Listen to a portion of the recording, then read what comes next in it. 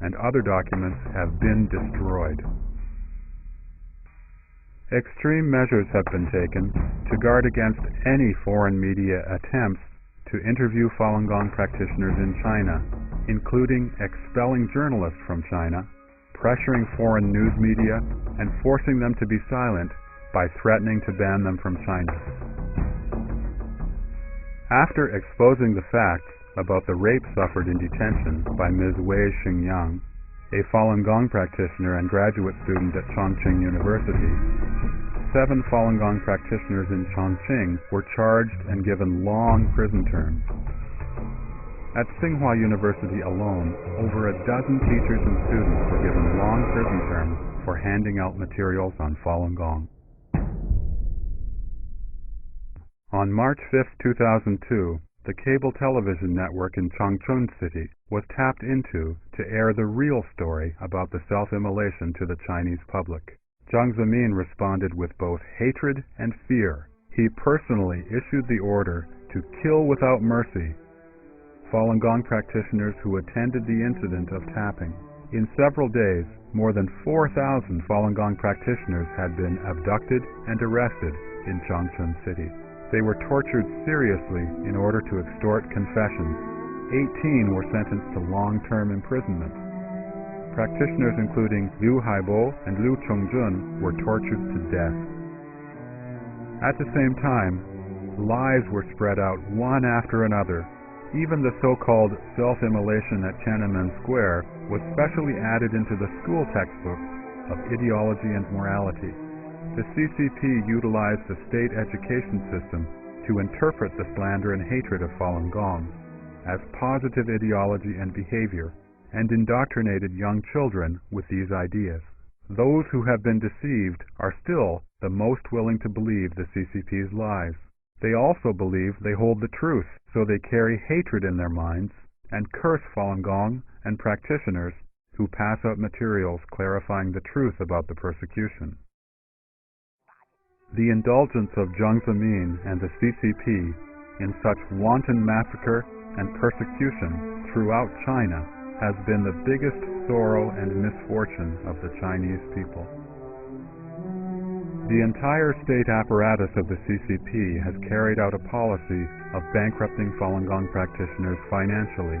In addition to the 610 office, which has spread to all towns, counties, cities, and provinces in the country, sectors of society that participated in the persecution also include all levels of party organizations, the communist youth leagues, business associations, women's federations, student and scholar associations, labor unions, neighborhood committees, and all ministry committees. Academia, religion, literature, art, science, technology, and so on have also been involved in the persecution. Even a so-called anti-cult association was set up for this purpose. Also, authorities wantonly imposed high fines on Falun Gong practitioners and ransacked their homes. In the city, Falun Gong practitioners have faced the penalty of being laid off. In the countryside, the authorities have threatened to confiscate practitioners' land.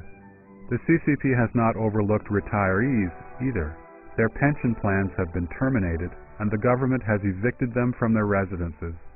Some practitioners in business have had their properties confiscated and bank accounts frozen. On the other hand, the CCP invested enormous amounts of the nation's financial resources as capital to fuel the persecution.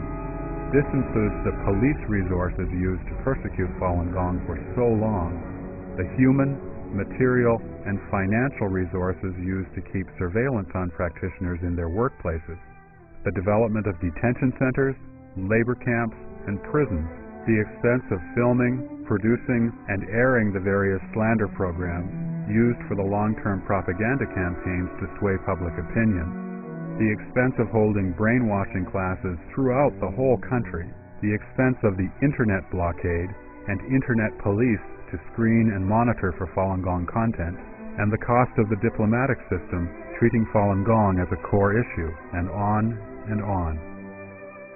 In 2001, inside information from the Public Security Bureau showed that at Tiananmen Square alone, The daily expense of arresting Falun Gong practitioners was between 1.7 and 2.5 million yuan. Unlike in previous movements, in the persecution of Falun Gong, the CCP adopted a policy of combining guilt by association with financial incentives. On November 26, 1999, People's Daily recommended a struggle experience to companies in the entire country.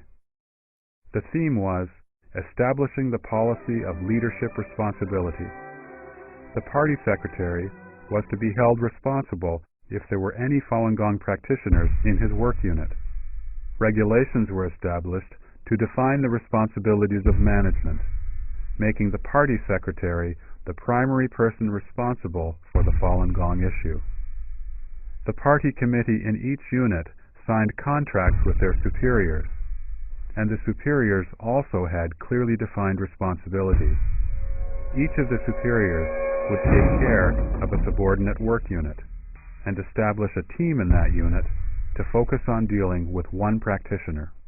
If Falun Gong practitioners in any particular work unit or state enterprise were found to appeal for Falun Gong, the leaders and the employees of these units would not receive bonuses, nor would they get promoted. Family members and relatives of Falun Gong practitioners also faced the threat of dismissal from work, or having their children expelled from school, and of being evicted from their residences.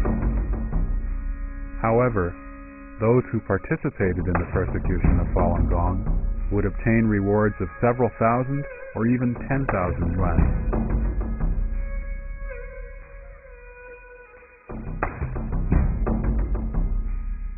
The gruesome policy of destroying Falun Gong practitioners physically has been primarily carried out by the police, procuratorate, and the court system in China.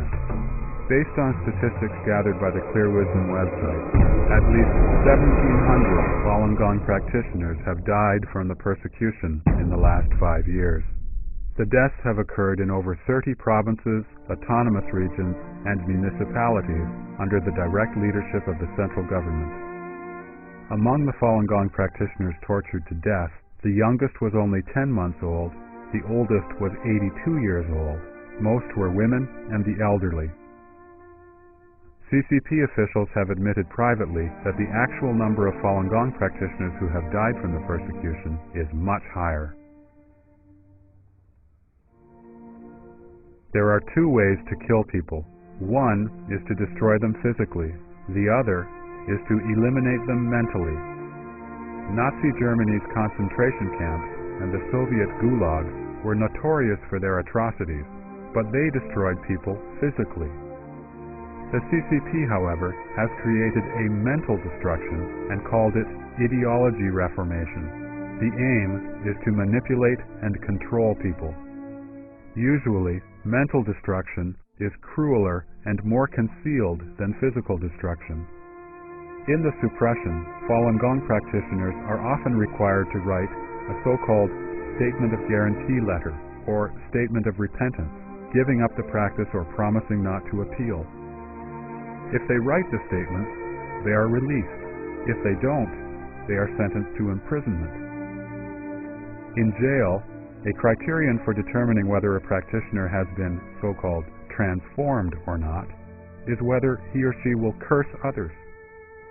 Those who refuse transformation are tortured by numerous methods: whipping, electric shock torture, freezing, tying with ropes, handcuffing, shackling for extended periods, burning with open flames, burning with lit cigarettes or hot irons, being cuffed and hung up, being forced to stand or kneel down for a long time, being jabbed with bamboo sticks or metal wires, sexual abuse, rape, and on and on. In October 2000, guards at the Masanja forced labor camp in Liaoning province stripped the clothes completely off 18 women practitioners and threw them into prison cells filled with men. The abuse of so-called psychiatric treatment has also been a well-planned and systematically carried out top-down policy to persecute Falun Gong practitioners. Statistics indicate that at least 100 psychiatric facilities at the provincial, city, county, or district